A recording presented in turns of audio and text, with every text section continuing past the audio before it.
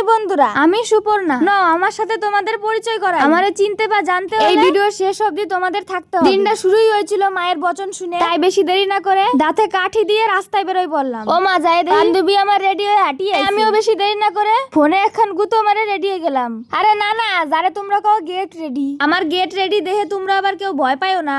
বারোই পড়ছিলাম, মা আবার চুলের মুঠি ধরে খাতি বসাই দিল। এমনিতেই শুটকি, তারপরে আরো না খেয়ে শুটকি মাছের মতন শুকো কোন রকম কটা খাইয়ে বাবার অনুমতি নিয়ে বেরোয় পড়লাম। এই দেখো আমার সাথে আমার এই ললিতা ওয়াটি আইছে। ও কোন জায়গা যাচ্ছি তা তোমাকে কইনি না। সত্যি কথা কইতে গেলে আমার মুখ দেখে বাচ্চা মেয়ে মনে হলো, আসলে আমি কিন্তু কলেজে পড়ি। হ্যাঁ ঠিকই শুনছো, কলেজে পড়ি। তাই মেলা দিন পরে আজকে একটু যাচ্ছি কলেজে। কলেজে আসে মনে পড়লো সকালে যে দুই বান্ধবী আমার বাড়ি গেল, তারা কনে দেখি না তো। উমা কইতে কইতে দেখো দুই ম্যাডাম আটি আইছে। পর আর কি যাই ক্লাসে বসলাম, আর এদিকে দেখো সামনে 3 বেঞ্চ ফাঁকা দিয়ে ফ্যানের নিচেই বসা লাগবে। আর এদিকে আমাকে গ্রুপে নতুন সদস্য জয়েন্ট হইছে, তাই এই ম্যাডাম রাগ হয়ে ঘরে চলে গেছে। তো দেখো বন্ধুরা, আমি এতটাই মোটা যে সিঁড়িতে একা উঠলে আশপাশ দেড় মানুষ যেতে পারবে না। ক্লাসে স্যার নাই বলে আমরা একটু এখানে ভঙ্গি ভাঙ্গা মারতেছিলাম আর কি, নিজের মডেল মনে করে একটু র্যাম ওয়ার্কও দেখাই দিলাম। পিছনে তাহাই দেখি স্যার আসে, তাই ভদ্র মেয়ের মতন ক্লাসে গেলাম। ক্লাস শেষ হওয়ার পর আমাকে আর পাই কিডা, তাই সবাই মিলে বুদ্ধি করলাম গাজল বৈশাখী মেলায় যাবো। যেই বাবা সেই কাজ, একবার মুখ দিয়ে বেরাইছে মানে যাওয়াই লাগবে। মেলায় যাওয়ার জন্য টোটোর মধ্যে বসতি, এই বিটি ছবি তুলতে ব্যস্ত হয়ে গেছে,